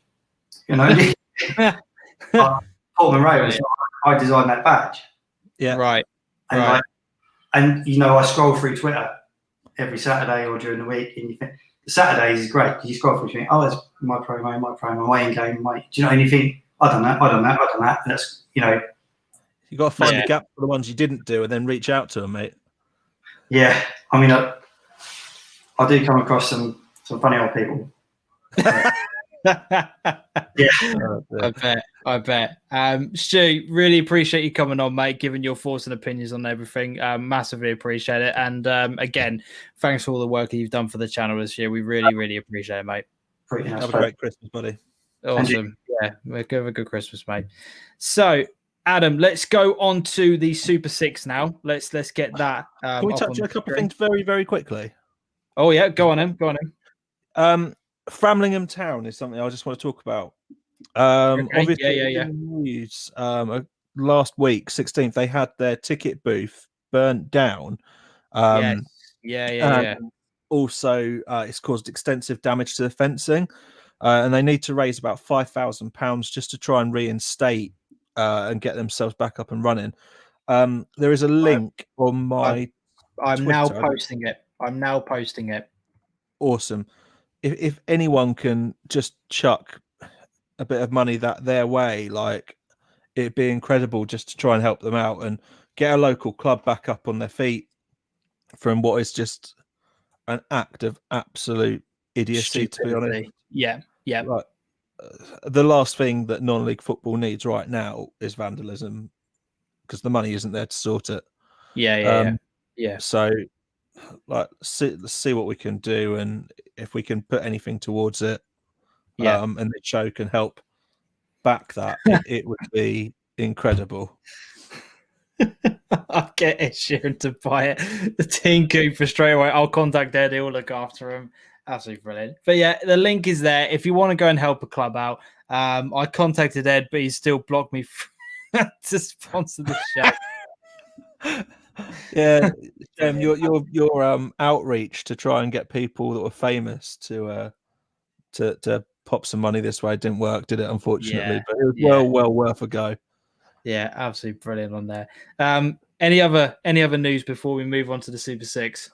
Have you got the Clabber graphic loaded in? No, I don't. But I can bring that up if you want to talk about it very quickly. Yeah, so with Clabber Creative, our sponsors that we've had added, they are giving away a website to one lucky winner. And as I said earlier, we've only had 5 entries so far, and it closes on the 4th of January. Not so long ago, we were all moaning about how bad Picture sites are and how generic they look. So if you actually want a genuine sort of tailored website sorted out for you, it's got a value of about £250 a year. It's fully managed, and you'll get all the consultation with them. There'll be a tweet that goes out from James's account that you just need to retweet in a really simple entry form. It would be really, really good to get as many clubs from Suffolk as possible entered into it. There we go. You know, it's worth entering just to have a pop on its own. And we'll obviously have one more chance to promote this next Monday. We are going to do a show next Monday after Christmas, but I'd really like to get a few more clubs entered into this. And it's a chance just to win something that stands out and looks different. Like, you know, the features that are on there are really decent. And with a good website, you can attract more sponsors. And more sponsors for non-league clubs at the minute mean more money. And if there's anyone in the club that can't get behind, anyone in the chat that can't get behind that notion, then, you know. Yeah. So, again, we tweet the link out. Just retweet it. Enter via the link. You got 1 entry per person. However, multiple entries per club are allowed. Share the competition link, and it closes on the 4th of January. The next one will be going out, I believe, tomorrow. But again, search my timeline, find the tweet, give it a retweet, and enter for your club. Adam, Super 6 time. Anything else before we move on to it? No, I don't think so. Right. Here is the most up-to-date league table for the December giveaway. So this is where we currently stand. How did it go this week, Adam? Ant's pretty good at this now. Yeah, from missing out on week 1, he's doing quite well. I'll be honest, he's been decidedly average in the past as well. Yeah. And all of a sudden, he's found a bit of form. Now, just bear in mind that with 15 points available this week and not 18, he statistically did better this week than he had the week before, and I thought 9 was an incredible score. So yeah, Antstow tops the chart, but beneath these boys there are a big string of people on 11. Right. I just couldn't put them all in. So if I very, very quickly have a look, Antstow under my guidance now. Oh dear, Dan. We've got a massive amount of people on 11 points. 1, 2, 3, 4, 5, 6. There's another 8 people that are on 11 points. Wow. Okay. Connor Field, George Ablett, Mark Guthridge, Mark Watts, Jamie Sandlands, Glenn Sheehan, myself. I can't win though. And Jordan Mays, all on 11 points as well. So, and there's another 8 on 10 points. So it really is wide open. Yeah. We've had some really good point scoring weeks. Right. Like the last couple of weeks on Super 6. Interesting. And it's good. It's making it really tight. Yeah, definitely. So this is your last week and the last opportunity for December's giveaway, which is from Football Kit Box, the chance to win a J League kickbox. So God knows what's going to be in there. It could be absolutely mental. So if you want can I just make it, I was going to say, make it clear on that. The J League kit box will put you in touch with the people from footballkitbox.com. It will be in your size for what you want. Yeah. They're sorting it all out. It's not just a generic kit box that won't fit. It will be for you. Yeah. I like it. So you got one last week to enter. Here is the current up-to-date table for the game so far. Where am I? Yes, back up to 24th. I must have had a good week then. I'm climbing. You're climbing. You did do all right, James. You got 5 points. I got 6, so I still beat you. Not bad. 5 points is really good for you. Yeah, that is actually. To be fair. Honourable mentions. Your dad, who does this every single week, has finally made the table. Yes, go on, Dad. Get in there. 14 weeks on the list, 14 weeks in, and he's on 18 points. Poor bloke. I love that. I love that. He's going to be so happy, bless him. So yeah, there's a few honourable mentions. G Huggy has only recently started playing. He's on 21 points, so he's doing really well.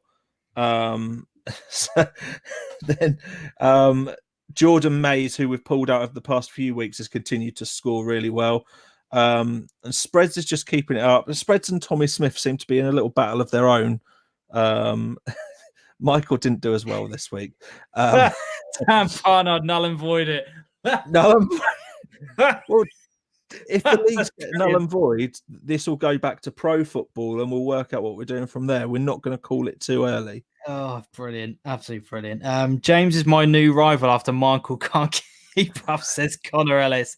Both locked on 39 points. Bring it on, mate. Bring it on. Alex is not happy.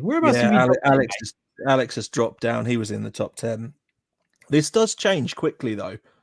It really does. So brilliant. Yeah, so it's quite good to see people moving up. Actually, yeah, Colin, you did say that you'd never get into the top 60 the other week. You genuinely never said you'd actually get in there, and through threat of having more Twitter beef, well done, Colin. You're there. But no, you know, people are going really well. I also spoke about Drew, who barely ever plays. He played again and got a reasonable score. So he's up to 38 on 33 points. He's barely ever played the game. Well done, Drew. I know Drew doesn't watch these shows live, but he does go back and watch the entire thing during the week. So Drew, absolutely superb, mate. Keep it up. Keep entering the competition. Make sure you do, mate, because you're doing really well. Fair play to you. Absolutely fair play to you. But well done, really, to that top 20 that are all keeping the pressure up, because the gap is only 19 points in the full top 20. So punch is thrown in the coffee room. You work with him. He needs to play. So this is these are the 6 games that we're going with for this week. Adam, you picked these games this week. I left it up to you before we went live. The link for this week's competition is going in the chat as we speak. It's on Facebook, it is on YouTube, it is on Twitter. So if you want to get involved with it, get involved. So why have you gone with the fixtures? I mean, the top one needs no explanation, let's be honest. It needs no explanation, but I genuinely think it's going to be the hardest one out of all of them. To try and work out some sort of outcome. Benall, Bilderston, both teams in great form and doing really well. So yeah, everyone knows how much I love Bilderston. I'm a big fan of Benall as well. Benall going top at the weekend as well. Love that. Trimley Red Devils, Claydon, I think has got some mileage in it. With Claydon being away as well, adding in another challenge. Grunsborough versus AFC Kesgrave. AFC Kesgrave were in it last week, I believe, so I'll give them another pop. Ipswich Athletic versus AFC Your Shirts, and Wortham v Ockhold for me is going to be a belter considering league position. That is a very, very, very important game. So thank you to Atlas Canine Security for making sure that we can keep doing this week in, week out, and we'll get a big prize sorted out at the end. I need to sort out a January prize. I'm going to see if we can partner up with Football Kit Box again if they want to carry on, but if not, we'll find something different to do. Just put not applicable, Irvin. I didn't think about that being an issue for anybody, but oh, goodness me. I have just done mine. I've just sent in my predictions. So as has Dean. I hope that we've picked some games that are quite difficult to get correct scores on due to like league positions and stuff. Yeah, tight games in there. Yeah, I've put some big score lines. You'll see when it comes through when it comes through later on, mate. I've put some big scores. Well done to people as well last week that managed to correctly guess the Henley game. Right. Because you would not believe how many people got the 3-2 right. What, but the wrong way round or just in general? No, actually got the right result.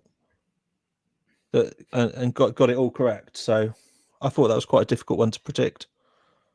Alex, if you want to come on and talk about it, mate, the link is available. Click it. Talk about it. So yeah, that is the link for the Super Six. If you want to get involved, as I said, it is in the chat. We'll be posting it out throughout the week. Adam, let's move on to some of the fixtures for this week. First of all, starting off with the FA Trophy, the game which was available on YouTube on Tuesday night for anybody who wanted to pay to watch it. We saw our local side Needham go out of the FA Trophy 4-2 to Gloucester. Not really sure too much on the actual match report on this one. It's not really one that I've read. If anyone watched that game live, I wouldn't mind someone coming on and having a quick chat about it, to be honest. Yeah. Sorry, Ev, I'll never make the top 100, let alone the top 60. How many got the offered result right? Anthony Stowe wants to know. I didn't actually check. Okay, well, whilst you do that... It was quite a few. Right. More people got it than I was expecting. Okay, fair play. So, yeah, if anybody did watch the Needham match, let us know in the comment section. We'll bring your comment up on the screen here. We had the FA Vars. We had Fakenham and Milton Keynes Irish playing a 2-2 draw. I don't actually know who won that game on penalties. I'm not entirely sure. I'll find out in a bit. Fakenham. Sorry? James. Fakenham won. Fakenham won. There we go. Yeah. There we go. Leighton 4, Galston 2, Mulbarton 1, Anfield 0, Stowmarket beating Norwich CBS 2-0, and Wellingborough beating Norwich United 2-1. What is your standout result from that round of fixtures, Adam? For me, Fakenham did really well to come out of that. Milton Keynes Irish beating Wroxham in the last round, I thought was going to be a real tough one to overcome. So. Yeah, great to see them making progress. It's got to this point where I'm not surprised that Mulbarton win because they're ridiculously good. Dan, you were at that game. Let us know how good Mulbarton were. Put it in the comments, mate. Yeah. And come on, Alex. Come on. Yeah, so you know you want to. But real shame for Norwich United, though. They're having such a great season, but yeah, I know Wellingborough Town are quite a big, tough side anyway. So they did want to win the cup anyway. It's all about the league. The cup don't matter. It's all about the league. Who knows what's going to happen with the league? Right, yeah, next. 100%. So furlough none results. Obviously, the midweek game that we went to watch, Bramford versus Clacton, a 2-2 draw, an absolutely brilliant game. One of the best non-league games I've ever seen. It was spectacular. So many incidents to talk about in that game, but it was a brilliant game of football. I think that's all that needs to be said. Really, for me, that was the perfect game of football. It was absolutely brilliant. And a 2-2 draw is exactly what I want on the channel, because then neither side's upset. I like score draws. I was say, I've got a lot to say here, but I won't say anymore. Honestly, I may as well, actually. I think Brentford will be the more disappointed. Yeah. With how they played, but both teams were brilliant. There you go. There's your couple of unavailabilities. Good to see teams with unavailabilities playing there. Follow the Trawler says, of course it was spectacular. Seasiders. Yeah, Colin, big Clacton fan. Brilliant. And then there was 2 games on the weekend as well, which also saw Clacton winning 2-0 against Ely, which is a very, very impressive result. And just backs up what they did in midweek. And Thetford losing 1-0 to Walsham Willow. Last minute scenes on that one, James. That's a huge result for Walsham. Yeah. Was there? Wow. Yeah. Okay. Didn't know that. So this is the current league table. There's not really a huge amount to kind of go through on there, other than the fact that Clacton have gone up to 10th in the table now, which is really, really good to see. Again, only the 2 games played on the weekend, one during midweek. There's not much movement in there. The 28th, we don't have any fixtures for this division on Boxing Day, but the 28th, there are 5 games if you want to go along to watch a game of football. We've got Bramtham versus Hadley United, Ely versus Galston, Swaffham versus Thetford, Walsham versus Stowmarket, and the absolute top of the table clash, Wroxham versus Norwich United. What an absolute tasty game that is going to be. Surely that's your standout fixture, right? You can't look beyond that. Both teams, 5 out of 5. No, there's nothing else to look at other than that game. And there's going to be a lot of teams beneath them wanting a draw as well. Right. Like, that's the result that teams are going to want. Both teams to drop points now. So, yeah, I mean, Norwich. I think Norwich have dropped a couple of points as opposed to Wroxham, but I mean, seriously, that's going to be a mad game, local as well. So yeah. And Dan says on here, Wroxham have already sold 230 tickets, which is absolutely. It's going to be a sellout, isn't it? That's good. That will go. That will be a sellout. Yeah, definitely. Mildenhall have announced they won't be playing in January. That's interesting. Didn't know that. Well, they already announced they wouldn't be playing in. They didn't play December either, did they? So yeah. Dan, I have to agree. The Stowe game does look like a decent one as well. As somewhat of a local derby, isn't it? That one. Yeah, I believe last season that game was positioned in exactly the same post-Christmas date as well, but unfortunately the pitch failed. Despite the referee trying to delay it, the pitch failed. So that it would be good to get a game on against Walsham for Stowe. Definitely. So local. Furlough None North time. There was some games on the weekends. We had Downham 1, Needham Market Reserves 2. A great result for Needham's reserves. Yeah, great Yarmouth 3-1 against March Town. Absolutely unbelievable win. Where did this come from? Again, if anybody was at this game, I was laughing about the opportunity there that Yarmouth had as well, which I feel quite bad about it because the form Yarmouth were in was awful. Yeah. That's an insane result for them. Like you can't talk highly enough of that result. Yeah, that's the standout one for me. Lakenheath 4-3 against Cornard, and Sheringham picking up a 3-2 victory against Kings Lynn Town Reserves. Fair play to Cornard against Lakenheath because that's not an easy game. You talked about that on the weekend with me, didn't you? I think. Yeah, they took it all the way. Cornard did. Yeah, but it's really weird to credit someone for losing, but they that's again, I wouldn't have expected that game to be that close, but yeah. For me, out of all those fixtures, hats off to Yarmouth. It's a great result. It really is. Yeah, definitely. But as Alex said, a massive result for Needham Reserves, especially from home as well. So this is what it's done for the league table now. March are now a game ahead of Ipswich and are 1 point behind them as well. So they will see that as a missed opportunity. I think there's no getting away from that. They will see that as a missed opportunity. How do you think Wanderers will look at it, though, James? Sorry? How do you think Wanderers will look at it now? Good launch pad to that's now their gap, isn't it? Well, yeah, if I can get a game, yeah. Yeah, if someone wants to play them, that's their opportunity for their gap and to start really pushing on. But one thing I do want to point out is that Sheringham in 5th place was not expecting to see that when I'd done this league table. Massive improvement from where they were at the beginning of the season. Have turned things around and are in really, really good form. So I just want to give them a bit of a shout out on there. We do have a Boxing Day game, which is Yarmouth versus Norwich CBS. So if anybody is desperate for a game on Boxing Day, this has been probably the only one I've been able to find. So there is that game. One for the groundhopper, though, James. Oh, God, yeah, definitely.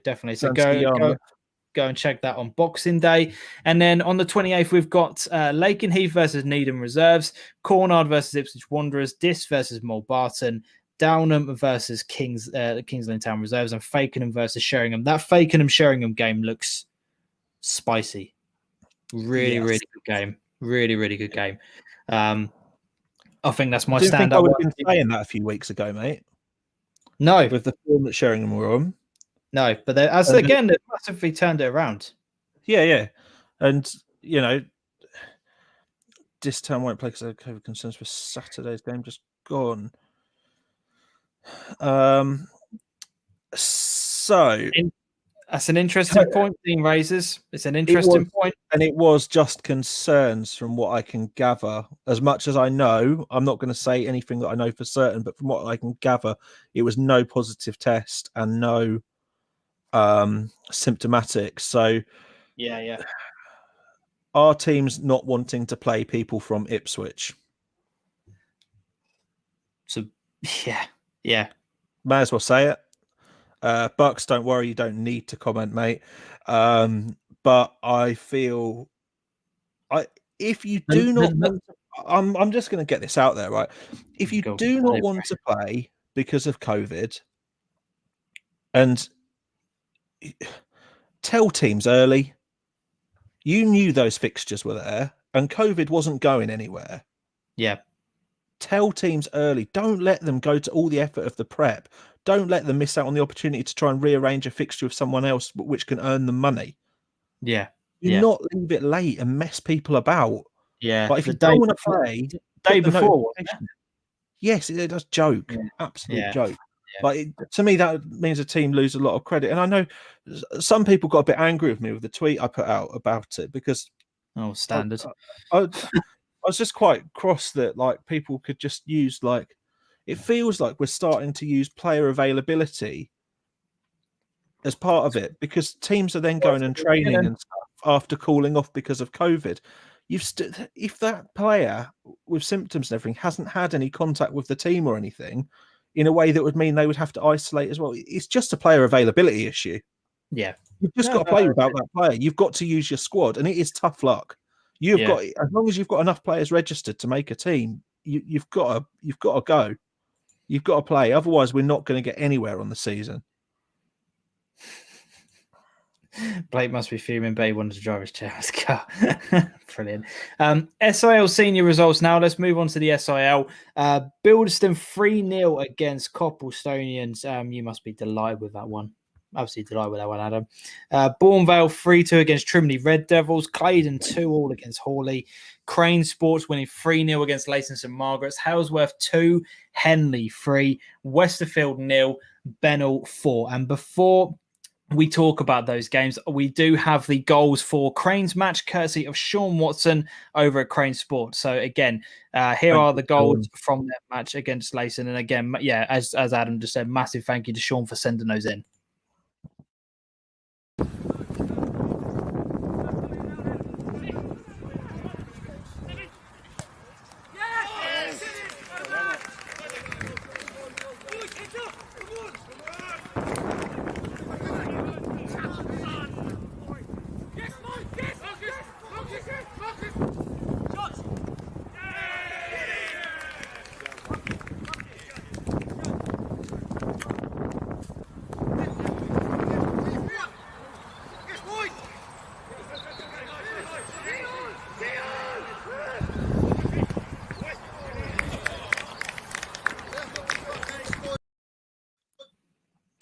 So there are the goals, and I absolutely love that challenge. Yeah, that's that for the second goal. That challenge is absolutely crunching on there. Dean has just put on there. They've had a couple out and didn't fancy the trip for a hammering. Follows up your point you were talking about just a moment ago. Alex has said you got to think what's more important, player safety or a result. I agree, but just don't do it 24 hours before a game. I think that's my point. That is all my point is. If you knew that player safety was a worry, tell them earlier so they can do something. And again, COVID isn't going away, so yeah. Vinny says it's a massive result for the Vale. Yeah, it is against Trimley Red Devils, who have been doing superbly well. It has to be said that is a great win for Bournevale. A really, really impressive result. For me, Henley beating Halesworth is a signal of intent that not to forget about Henley, because that's a great result. Bennell winning again, which is just, they've been superb this season. There's some big results in there, especially the Bilderston one. Obviously, I know you're a fan of Bilderston, Adam. Yeah, well, for me, you're not a true fan. You're not a true fan before anybody jumps on our backs. He's not a true fan. He just appreciates them. It's an in-joke. Halesworth were 2-0 up against Henley. So for me, performance of the week. So who are you giving performance of the week? Henley. Really? Okay. Halesworth were 2-0 up and Henley came back and won 3-2, I believe. Yeah. And that's a major win. Wow. Okay. So you're giving away your performance of the week already. Fair play. Fair enough. I'm not going to save it to Div 2 because, you know. Brilliant. So here is the current league table. Benall leads the SIL Senior going on to Christmas Day. Well done to everyone. Well done, Benall. After a brilliant start to the season. Halesworth are in second place, but Bilderston, again, after their start to the season, are in third. Got Claydon and Trimley right behind them. But look at Henley.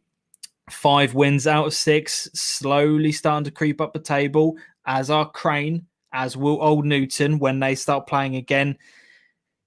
And no, I don't want the season to finish because of how good this league in particular has been this season. There's so many teams that could quite easily stake a claim for the title this year. It's brilliant, and it's from a neutral. This is exactly what I want to see. This is exactly the league table that I want to see at this point of the year. It's an odd one because just as Claydon have just slipped off the gas a little bit, other teams have gone full force, haven't they? Yeah. With it, and it's opened that top of the table up a bit. Yeah, definitely. Big shout out to young George Ablett for showing good signs for his future. George is doing bits, you know.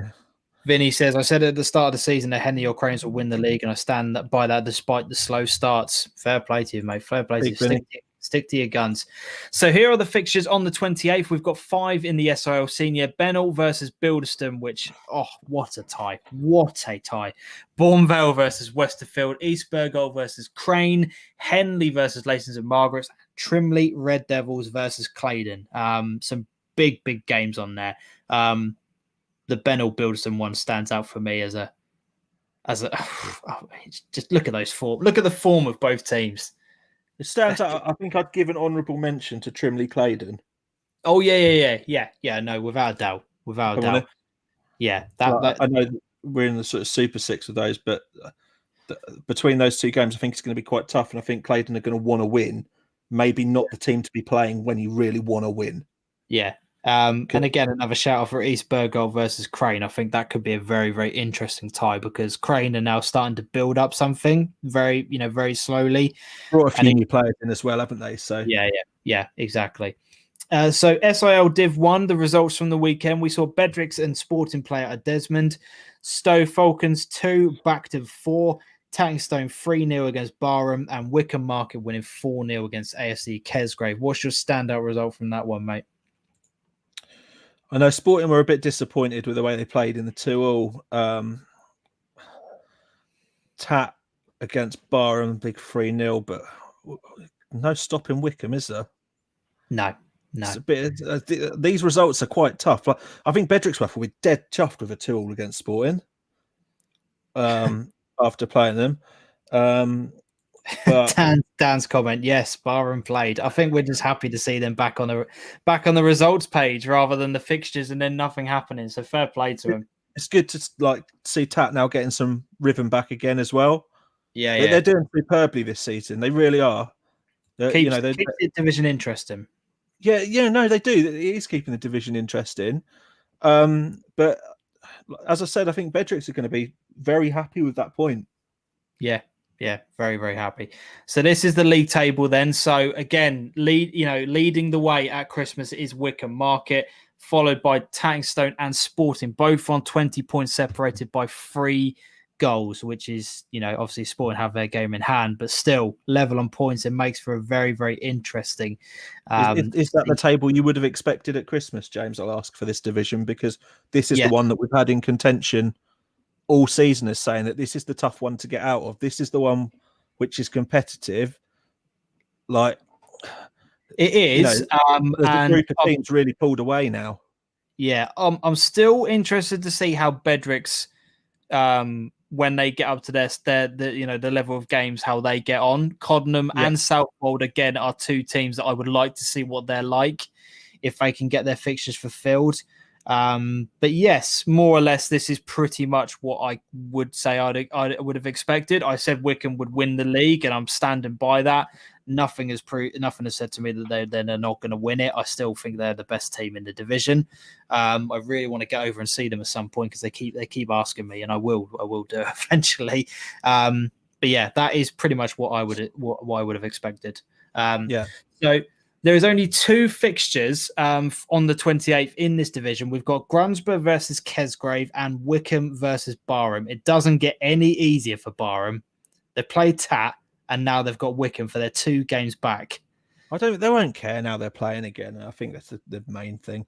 Like, they've got a point to prove now. They haven't really had an opportunity to play. Let's get out there and see what we can do. And maybe what better chance to prove themselves than against Wycombe, who everyone's raving about because of how well they're doing.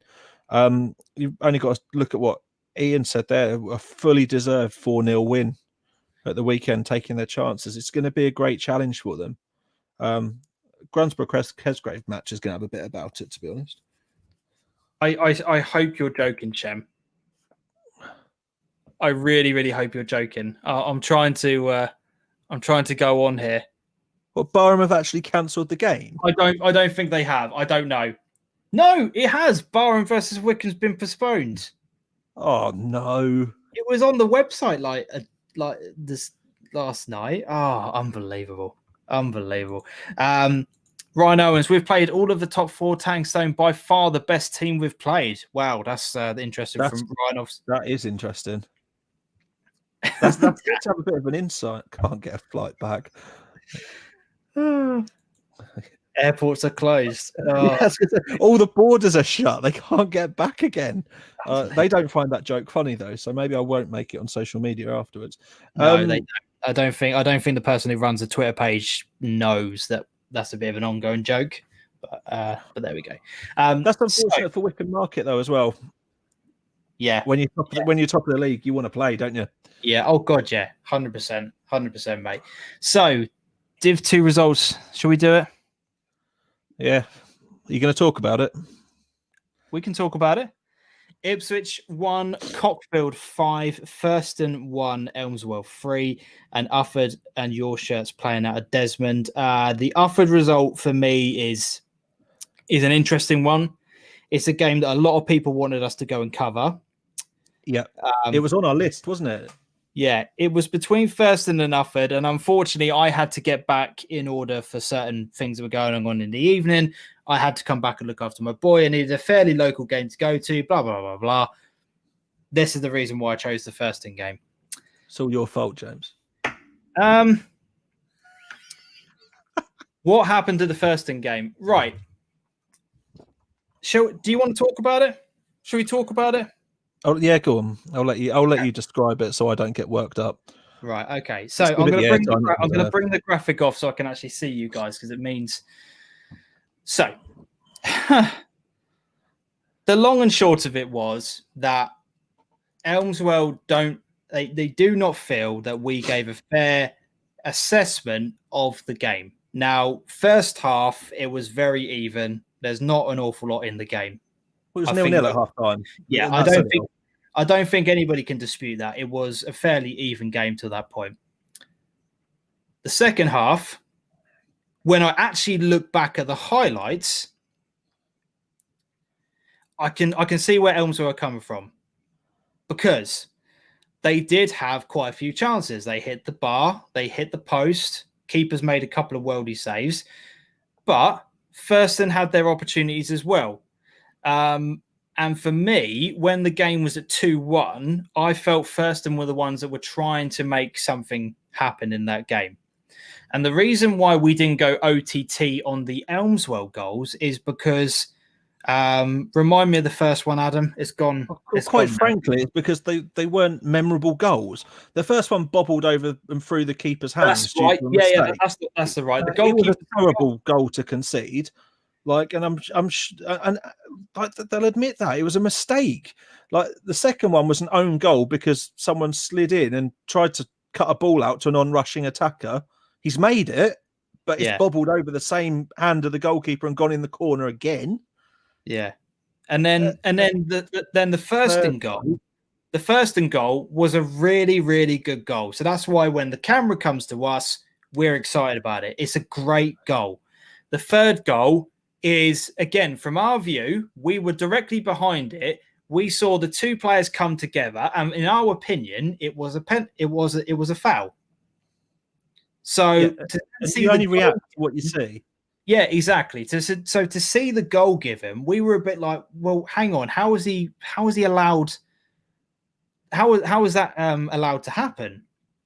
We didn't understand it, so that's what we said at the time. Yeah. Now, the red card is an interesting one because we were saying on camera, I don't know what he's given that red card for. I can't understand what it is that he's done. And I said and as he walked off, I said to Luke, what happened? Did you swear at him? Or have you done anything? He said, no, I didn't do anything. I only swore after the red card was given. So then my point was then, if it's to do with dissent, that's where the sin bin comes in. And this is what I was saying. It's not a red card until he swears at the referee. So my point was that it should have been a sin bin. Now, overall, when you look at the big picture, what's then happened over the course of this weekend has been nothing short of disgusting. The abuse that Adam has taken on Twitter has been nothing short of absolutely disgraceful. I have taken a lot of abuse on Instagram for it as well, which I haven't purposely come out and said. People have actually gone out of their way to add me, criticize me, call me F this, C that, every name under the sun. Maverick, just to cut in there, Maverick thought we weren't talking about it. We weren't until it opened up that James has been called a see you next Tuesday through his DMs in Instagram from someone and all the rest of it. And like, there's no point in hiding it. What's the point? Yeah. Stuff has happened just because we went and followed a football match. Just joke. So it blew up on Sunday because obviously, look, I get where people from Melmswell are coming from. They saw the game a different way. And as I said, on reflection, the second half, they did deserve their win. So, you know, I'll hold my hands up to that. We got the analysis of it slightly wrong in the second half. However, we are just two blokes who want to go along and watch a game of football, give our reaction to it live. And we did. And as I said, the way that it went about was not right. It could have just been a very simple look. We don't agree with what you said. We feel like we deserve that win. But thank you for coming along and recording our game. We hope to see you in the future. It didn't happen. We've resolved it now. We're all sorted. However, the personal attacks that have come at Adam in particular on Twitter have been condemned by both Elmswell and by Thurston. Yeah. So they both come out and said that they do not stand for the abuse that happened. So as far as I'm concerned, it's done. That's the situation as I see it. I don't know if you want to add anything more to that, Adam, but it was blown way out of proportion. Things were said that didn't need to be said. I could have quite easily just stepped back and not reply to anything. And I thought, do you know what? Actually, I need to say something. I haven't replied to the people on Instagram. I've just blocked them. I'm not interested in any of that kind of stuff. I don't even want to engage with people like that. So, as I said, it was just because I know you didn't want to talk about it, and you are quite right. The reason why we did is because I revealed to you, which I didn't do on Sunday because I didn't want to talk about it, that I have been receiving those kind of messages as well. And for what? For giving my opinion on a football game? I mean, for Christ's sake, grow up. Tier 13 game of football. Absolutely grow up. I gave my opinion on an incident for a penalty. You've got another angle which you sent me, and somebody even DM'd me. Well, there's a player in the way on that penalty incident anyway, so you can't actually see it anyway. But that's besides the point. Again, have a civilized conversation with me. Just talk to me about an incident. Don't come out with the stuff that certain people said. As I said, the name calling, there's absolutely no need for it. absolutely no need for it, and that's where I want to leave it as far as I'm concerned. If you want to add anything more to that, feel free to do so, mate. I just want to put it behind us, but yeah, we do it because we enjoy it and want to give clubs coverage, and it's really sad when clubs feel like we've done them a disservice. But I will be completely honest, you can win 5-0, and if I don't think your performance was amazing, I'm not going to go shouting from the rooftops about it. I might think the other team did better, and I'll say I'm going to make mistakes, and I'll make them again in the future. It doesn't mean that the first comment you're going to send it to us in the inbox is to say that we're up someone's arse. Not interested. Yeah. Like, I'll do my best with it and just enter a conversation. And do you know what? Like, with all of it, I haven't even watched the game back on James's highlights because it got me that riled. Yeah. Like, saying that I'm a Thurston fan, I didn't even know where it was. I got us lost on the way to the ground. That's the actual banter behind it. He actually did. I've literally been told that I'm a Thurston fan, and I don't actually even know where the club is. Yeah. Been told that we accepted a bribe. I mean, accepting a bribe for covering a tier 13 match. That was what really made me laugh. Unbelievable, absolutely unbelievable. So exactly, though, if we were given mince pies by a club as a way of a thank you for coming along, and apparently that is accepting a gift and bribing, and that swayed our opinion. I'm sorry, I do not get persuaded. I do not get swayed by mince pies. As much as I used to like them, I don't get swayed by mince pies. As I said, it was just all rather childish. I want to move on from it. We've addressed it. Let's just move on because, quite frankly, it's not worth our time and effort. But we've said what we had to. If anybody else wants to ask us any further questions, you can do. Don't really know what else there's more to say on the matter. But Dan Barner, we love what you guys are doing. Keep doing what you're doing. Bigger men than them at Claydon are fully behind you. Fair enough, gents. You already had our tweet. Local pundits, you do a grand job on there. Fair play, mate. Fair play. Keep your heads up, gents. We all love the work that you do. Thank you very much. Thurston doesn't even have an Asda. I won't be going back to Thurston, will I? Not without an Asda. So anyway, let's move on. So where were we? This is where it leads us in the league table. Then Ufford are top after 10 games, an absolutely unbelievable turnaround for the club. Elmswell are in second place, having played their 6 games and won 5 of them. They've had a really good start to the season, but you see the chasing pack behind them. Melton, Saxmundham, AFC Yorkshire, Wolfston and Cotfield, all very, very close in that division. It's incredibly tight. One to look out on this season. It's going to be a very interesting league. All that said, Elmswell are the team to look out for. Look at it, 6 games, they're second place. Yeah, that, as I said, not taking it away from them, you know, like no. They as Luke said, obviously, you know, Elmswell played well, very tough side. Happy with my lads to match them for parts of it. I said Elmswell, they are a good team, and they will be a match for anyone in this division. The results clearly show that. You know, 5 wins out of 6.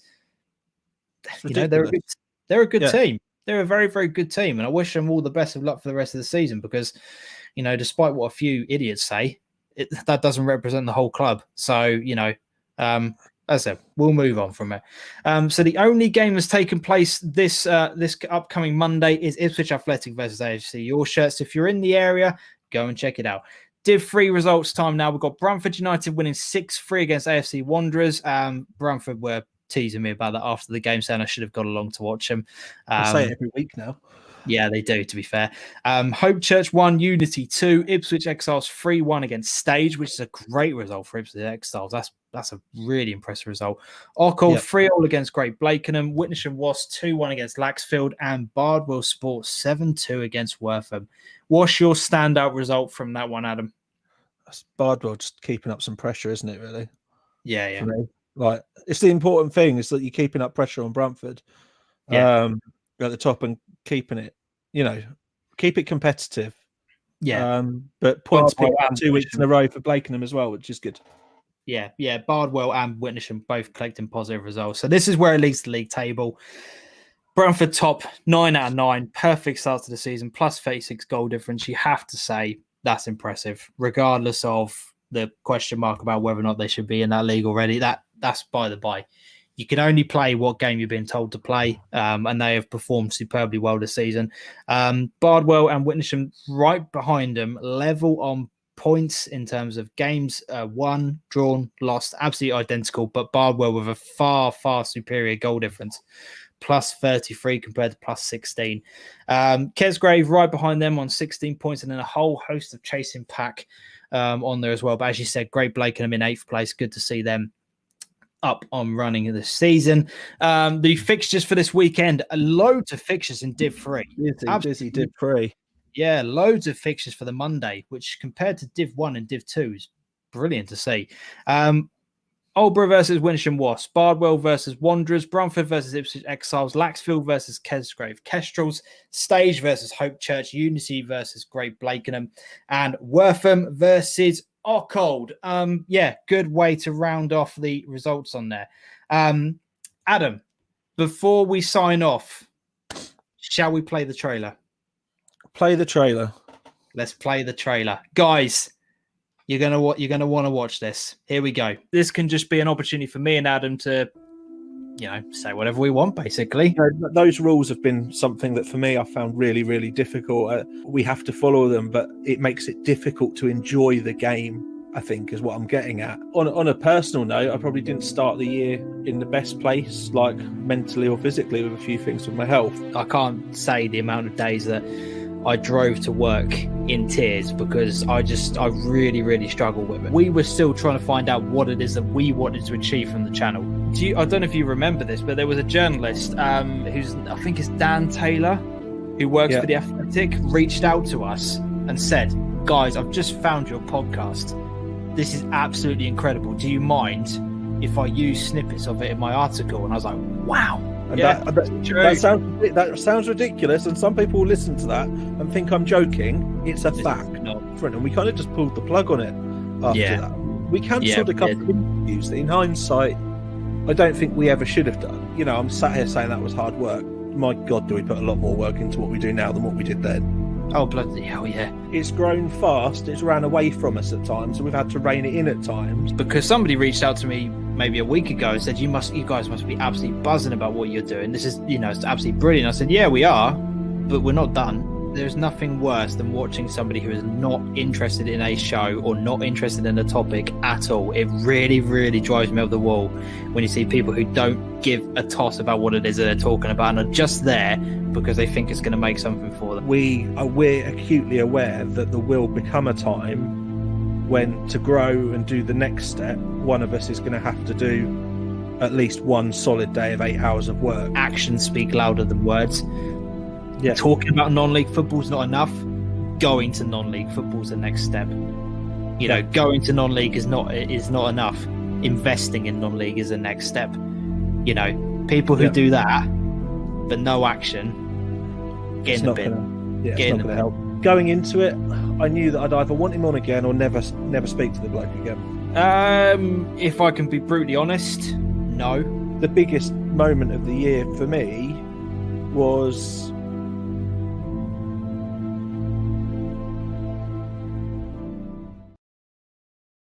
so that is the trailer for our Christmas Day special.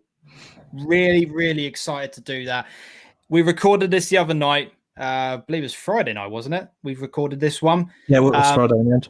Has been edited together, and we have got a video for you guys on Christmas Day. We're really, really excited to bring that to you. It's an open chat about everything that's kind of gone on this year, the journey of the channel, the journey of us as individuals, the journey of James and Adam coming basically together to make this show. It's just an open chat. The reason why we're doing it, and we explain it in the video, is that Christmas is going to be very, very different this time of year.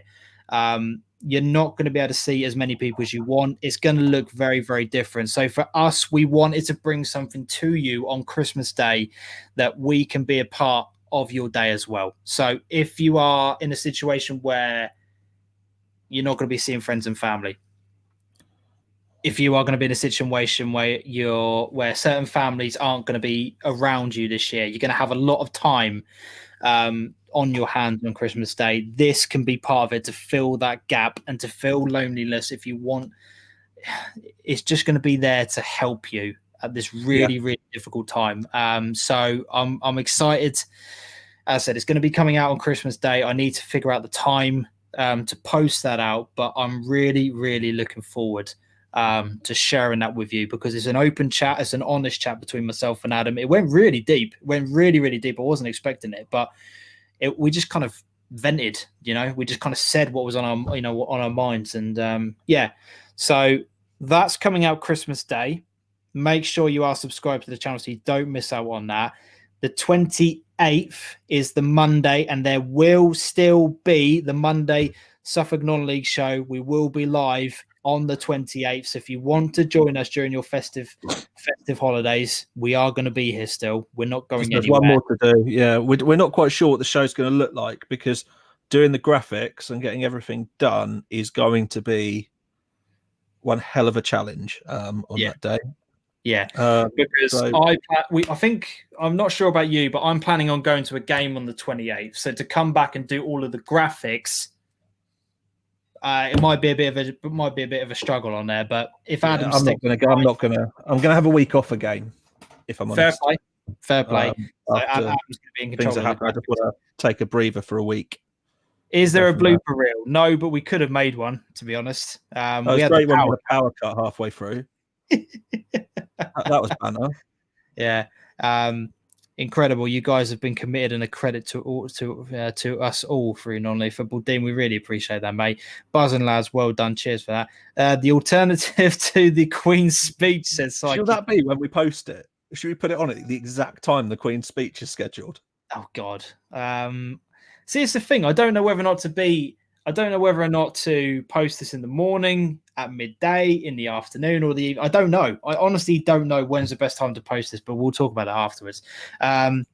Superb, James. Thanks for everything you do and making Monday evenings. Merry Christmas, gents, to you all. Post it when he sends us on. I can't be watched to watch someone die in a whodunit episode. It's not like we get that every single year, is it, Dan? Dan. You do a great show on a Monday night. Dean Cooper said we will be around family as we are the football family. Anyone who is struggling or want to chat, give me a DM. I'm here for anyone. Merry Christmas, everyone. Alex, unique and brilliant. Cheers, mate. That's going to wrap up today's show. It's been a really good chat. I've enjoyed it. Thank you so much for coming. For joining us once again for the last one before Christmas. As I said, we've got the Christmas Day special. We are live on the 28th. The 29th, you'll have a match day experience, which will just be myself, as Adam is going to stay around and make sure that the graphics get done for the 28th show. Just want to take this opportunity to say a massive thank you to every single one of you who has ever been in the comment section, who's come on the show, contributed in any way, shape, or form. You have made 2020 bearable. You have got us through it more than you will possibly ever know. It's been a struggle at times, but thanks to this show, we have got there, and we really appreciate every single person who comes along, to all of our regulars, to everyone who dips in and out, whether or not this is the first time you're watching it, whatever the case, we really appreciate it. Christmas is going to be difficult this year. It's going to be different. My DMs, and I know Adam's DMs, are open. If you need us, please contact us, and we will do what we can to talk to you over that period, because it's going to be incredibly challenging for everyone. You're not alone. You can talk. If you need to talk, we are available. Whatever happens, I hope you all have an amazing Christmas. Be safe. Look after each other. If you go into a game, enjoy it. But as I said, the most important thing is just be safe. Let's bring up your Merry Christmases on here. Adam, do you want to say anything else before we round off the show? Yeah, big thank you to sponsors. Like, we actually couldn't do this without them at this point with where we are. Like, they've actually made it possible to do it. It's taken an enormous investment, and you'll hear about what the next step is, and it's all being purchased and sorted out after Christmas, I believe, but quality will go another big step up It's just all about getting the best content for you so that we remain engaged with non-league. Yeah. And even if lockdown does happen next year, like, let's not, I know that Dan said what he did. Cheers, Sean. Yeah, thank you, Sean. I know Dan said what he did earlier about not really wanting to talk about things because it is quite depressing. If football stops, we still come on and talk to each other next year. Yeah, the show 100%. still continues, and if we talk football, we talk football. If we talk about current affairs, we talk about current affairs. But we stay together as a community and we keep growing. Yep. And as I said earlier, it's creating that terrace environment that it's all of you sitting together, standing together, and being as one for the same common cause. Which, instead of being one team, is just one sport. Yeah. Hopefully definitely. we can go into the new year and enjoy it together. But yeah, we've got Christmas to look forward to before that, and in whichever way you enjoy it and in whichever way you're spending it, make the most of it. Yeah, definitely. From myself, from Adam, from Santa, Merry Christmas, every single one of you at the Suffolk Knowledge Show. Everyone. Hope you have a fantastic time, and we will speak to you very, very soon. Until next time, adios. Go on, you can do it. He done it.